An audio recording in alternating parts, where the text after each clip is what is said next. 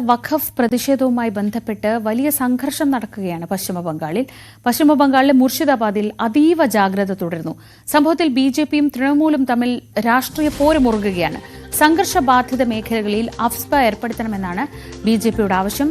സംഘർഷം തടയുന്നതിൽ ആദ്യ ദിവസങ്ങളിൽ പോലീസിന്റെ ഭാഗത്തുനിന്ന് കാര്യക്ഷമമായ ഇടപെടൽ ഉണ്ടായില്ല എന്ന വിമർശനവുമായി തൃണമൂൽ കോൺഗ്രസ് എംഎൽഎ രംഗത്ത് വന്നു. രാഗേഷ് വിവരങ്ങളുമായി. രാഗേഷ്, വഖഫ് പ്രതിഷേധം വലിയ രാഷ്ട്രീയ സംഘർഷത്തിലേക്ക്, അവിടെ ആളുകൾക്കിടയിൽ സംഘർഷമുണ്ട്, അതിനു പുറമെ രാഷ്ട്രീയ പോരിലേക്ക് കൂടി പോവുകയാണ്. നിലവിൽ എന്താണ് ബംഗാളിലെ അവസ്ഥ? കേന്ദ്ര സർക്കാർ എങ്ങനെയാണ് ഇപ്പോഴത്തെ സ്ഥിതിഗതികളെ വിലയിരുത്തുന്നത്?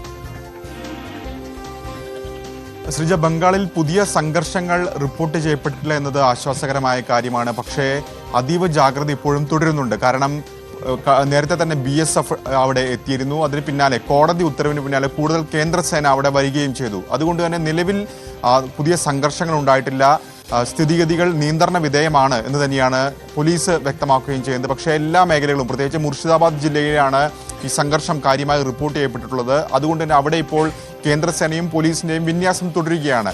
അതേസമയം തന്നെ വലിയ രാഷ്ട്രീയ വിവാദമായി ഈ വിഷയം മാറുകയാണ്. പ്രത്യേകിച്ച് അടുത്ത വർഷം അവിടെ ബംഗാളിൽ നിയമസഭാ തെരഞ്ഞെടുപ്പ് നടക്കാനിരിക്കുന്നു. അതുകൊണ്ട് തന്നെ ഇതൊരു രാഷ്ട്രീയ വിഷയമായി മാറുന്നു. പ്രത്യേകിച്ച് BJP ഒരു ആവശ്യം മുന്നോട്ട് വെച്ചിട്ടുണ്ട്. BJP MP തന്നെയാണ് ഈ ആവശ്യം മുന്നോട്ട് വെച്ചിരിക്കുന്നത്. അതായത് ഈ പ്രശ്നബാധിത ജില്ലകളിൽ സൈന്യത്തിന് പ്രത്യേക അധികാരം നൽകുന്ന അഫ്സ്പ ചുമത്തണം എന്ന ആവശ്യമാണ് BJP മുന്നോട്ട് വയ്ക്കുന്നത്. മുർഷിദാബാദ്, മാൽദ, നാദിയ, 24 സൗത്ത് പർഗാനസ് എന്നീ ജില്ലകളിൽ അഫ്സ്പ ചുമത്തണം എന്ന ആവശ്യമാണ് മുന്നോട്ട് വെച്ചിരിക്കുന്നത്. കാരണം അവിടെ സംസ്ഥാന സർക്കാർ പ്രധാനമായും ന്യൂനപക്ഷ പ്രീണനം നടത്തുന്നു എന്ന ആരോപണമാണ് BJP ഉന്നയിക്കുന്നത്. അതിന് മറുപടിയുമായി ഇപ്പോൾ തൃണമൂൽ കോൺഗ്രസ് കൂടി രംഗത്ത് വന്നിട്ടുണ്ട്.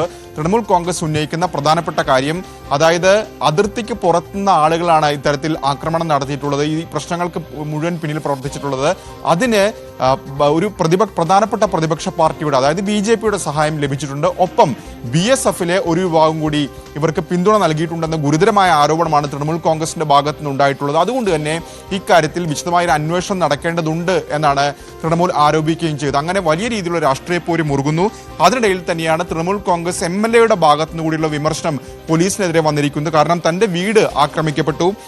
ആദ്യ ദിവസങ്ങളിൽ വീടിന് നേരെ കല്ലേറുണ്ടായി, CCTV ക്യാമറകളടക്കം തകർത്തു. പക്ഷേ പോലീസിന്റെ ഭാഗത്ത് നിന്ന് ഒരു ഇടപെടലും ഉണ്ടായില്ല. പോലീസ് നിഷ്ക്രിയമായിരുന്നു എന്ന ആരോപണം ഉന്നയിച്ചുകൊണ്ട് തൃണമൂൽ കോൺഗ്രസ് MLA ആയ ഫറാഖ് മുനീറുള്ളാണ് ഇപ്പോൾ രംഗത്ത് വന്നിട്ടുള്ളത്. അത് സംസ്ഥാന സർക്കാരിനെ സംബന്ധിച്ച് ക്ഷീണമാണ്. കാരണം ഭരിക്കുന്ന പാർട്ടി തന്നെ പോലീസ് ഈ പ്രശ്നങ്ങൾ ഇടപെടുന്നതിൽ അല്ലെങ്കിൽ സംഘർഷം നിയന്ത്രിക്കുന്നതിൽ കാര്യമായി ഇടപെട്ടില്ല എന്ന് ആരോപിച്ചുകൊണ്ട് ഇപ്പോൾ രംഗത്ത് വന്നിരിക്കുകയാണ്. ശ്രീജ.